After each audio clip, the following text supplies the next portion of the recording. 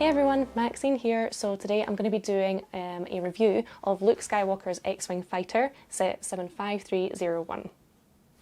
So this set was released January 1st, 2021. I think it's another great addition for any X-Wing starfighter collector, and here's why. At 474 parts, the X-Wing fighter is a notably small build, measuring at 8 cm high, 31 cm long and 28 cm wide, with the build veering on the smaller side even despite the fact it's a minifig scale. Overall, the X-Wing ship is a really good replica of Luke's T-65B X-Wing fighter, I think. The amount of detail that the designers have gone into, I think, is really admirable if you look at the comparison with what we see in the movies. The X-Wing has the ability to open up in its signature attack position by just pushing down on this little mechanical bit here, just behind R2's little nook here where he sits. The only issue is that you have to press down on this constantly for it to stay in this position. If you let go and you put the X-Wing down on the table like this, it just goes back to a flat position. The build is detailed with dark red, maroon and pale yellow details on the body, wings and thrusters, as depicted on screen now. However, does involve some sticker placement for the most part. Underneath this, the build is mostly made up of white pieces, with grey used for the more mechanical parts. There are two printed parts, both featured around the cockpit, the transparent hood piece and the controls. Here I actually wedged my poor minifig in between the adjoining wings to keep it open, so a clicking in mechanism of sorts would have been good for this. I also found it frustrating to be left with exposed studs on the top of the ship and under the wings. Other problems I found when conducting my swoosh test were the engines and thrusters kept falling off. I was actually so surprised at how easily this was happening, I actually went back to check I'd built the build correctly. But right enough by the single small black Technic connectors, which were just providing too short a connection to the main build to be secure.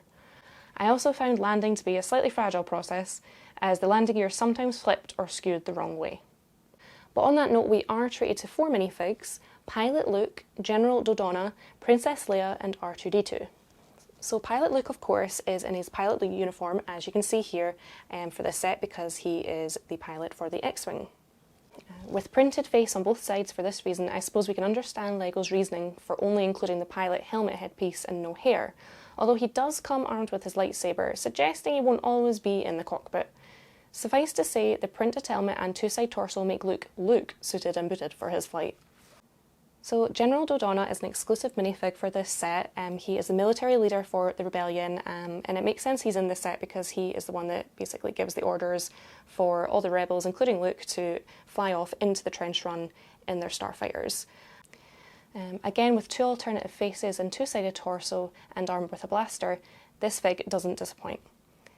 The third and final lifeform minifig is Princess Leia in her signature white outfit. With two-sided print on both torso and skirt piece, this detail is there for Leia's infamous white outfit, as is her hairpiece.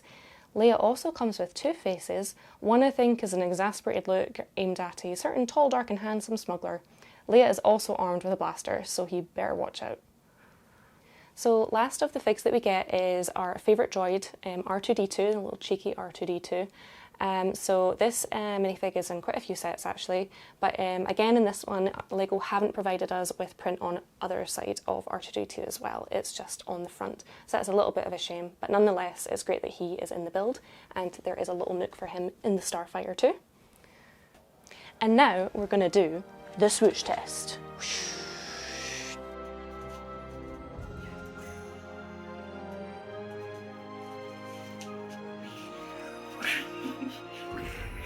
It's not.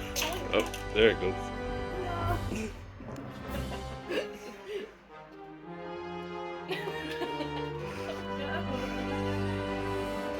That's annoying. Shut down. Last one of the engines.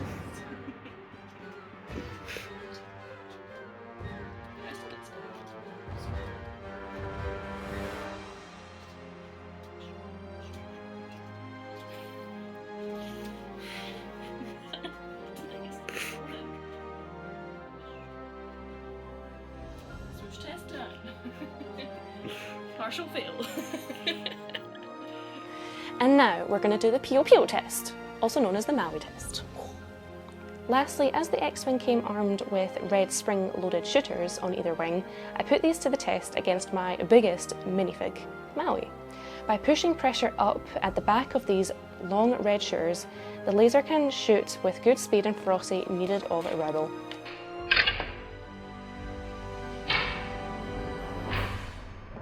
Although you can see here the red shooters didn't quite take Maui down, they still gave a bit of a punch.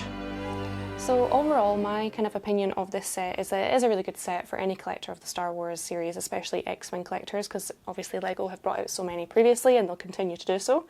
Although it was a bit of a kind of pet peeve for me that they didn't bring it with a display stand. I recently built the new Buzz Lightyear set that they've even kind of jazzed up for adult collectors out there with a display stand, and they didn't provide one for the X-Wing, which I thought was a bit of a shame.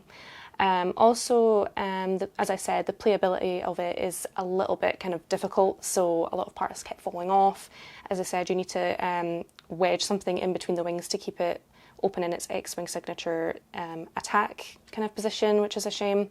And yeah, so for those reasons, I would say, yeah, definitely get it if you're a collector of the X-Wings. However, it's probably not one of my favourite builds.